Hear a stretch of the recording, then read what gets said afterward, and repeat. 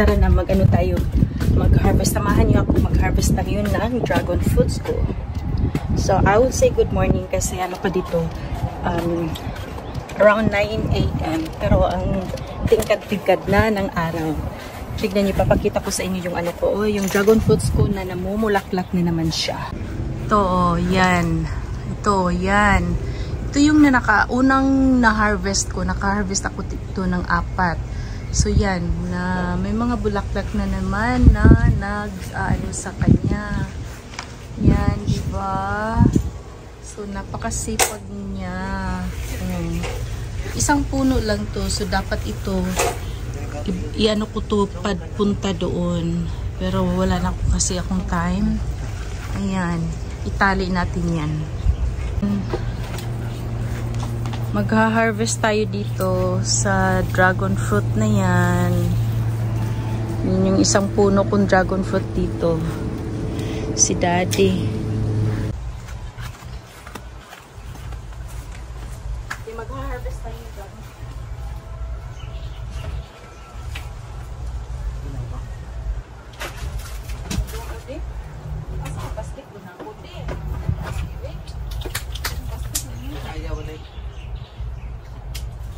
Di mahimo ni gurong busog nandi.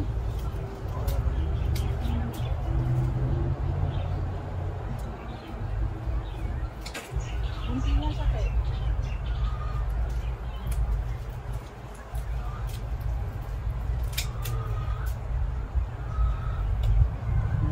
Bisa mo to.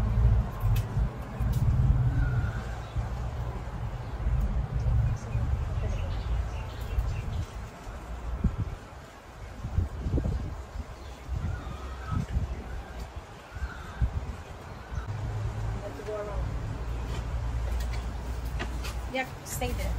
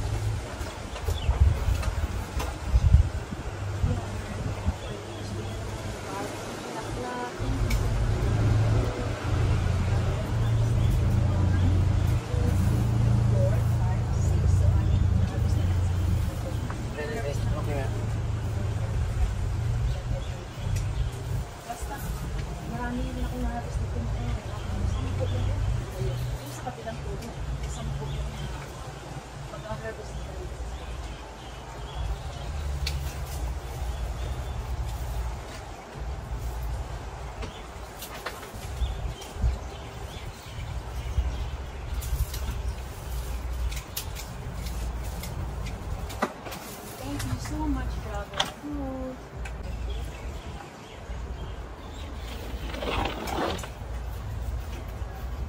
So naka-harvest tayo ng 6.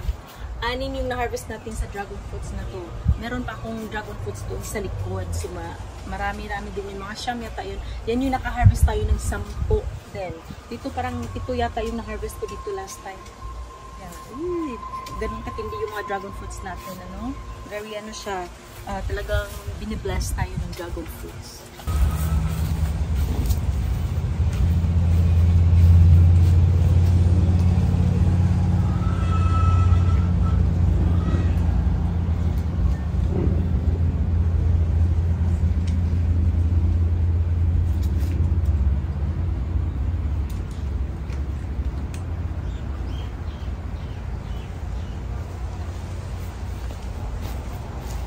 May umuusbong na namang bulaklak, you know. So, thank you, Lord. Talagang nagbe-bless sa atin yung dragon fruits natin. Ito yung na-harvest natin na dragon fruit. So, sa puno na yun, 6 Anim yung na-harvest natin. 1, 2, 3, 4, 5, 6, 6. So, doon naman tayo, pupunta naman tayo doon sa isa pang puno. So, yung puno, ang puno ng dragon fruits ko dito ay apat. So, yung isang puno doon, yun yung pinakaunang puno ng dragon fruits ko na kaka-harvest lang natin ng 10 last month. June yata yun. Or last week of July, second week of July. Basta yung maaga din tayo nakapag-harvest.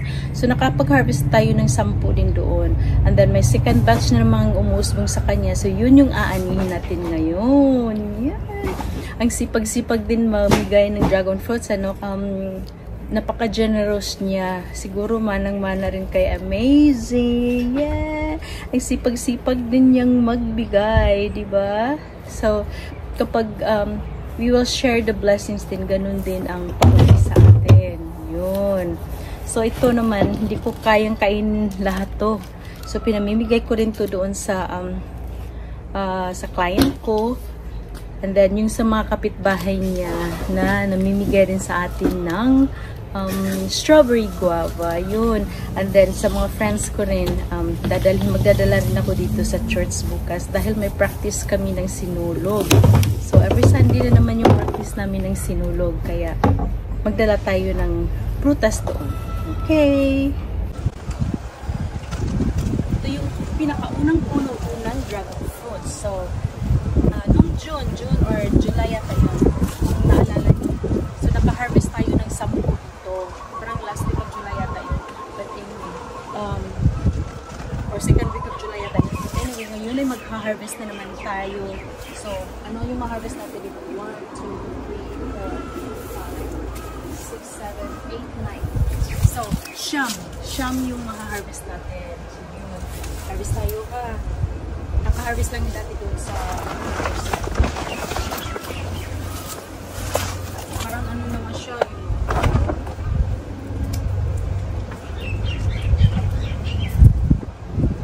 tapos magpadala ko nito sa church.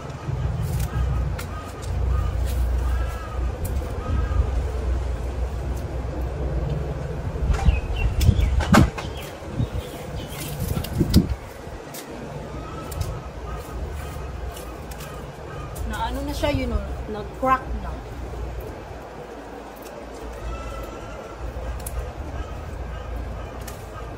Mag-iingat din tayo sa pag-harvest nito dahil ano siya, may tinik. Allah.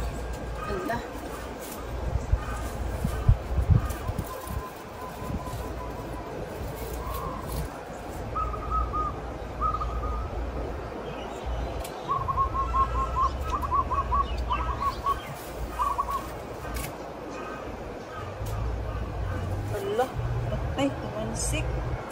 Nakaka-stain pa naman po ng ano. OMG.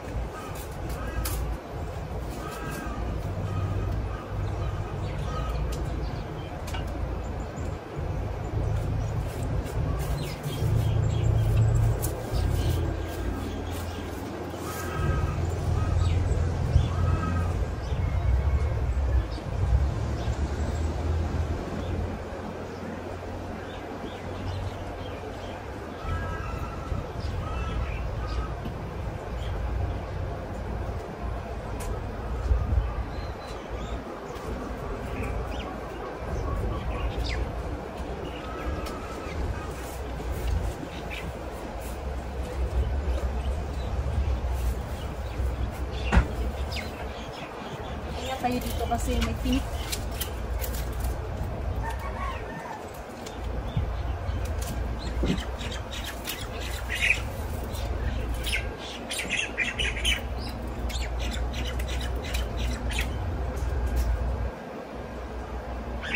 Woohoo! Ang init-init. Oh, ayan.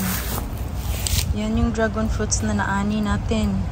So, sa 2 puno, naka-harvest tayo ng siyam dito and then 6 doon sa 1 puno.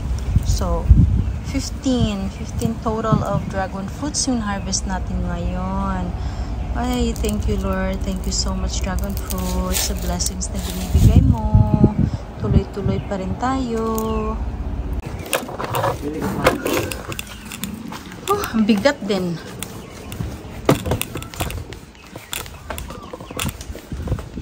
Ay. Ewan ko, kailan ba ito matatapos ng bahay natin? Grabe ang init dito sa Hawaii ngayon. So yung bahay namin, ewan ko na lang kailan kaya natin mapatrabaho to.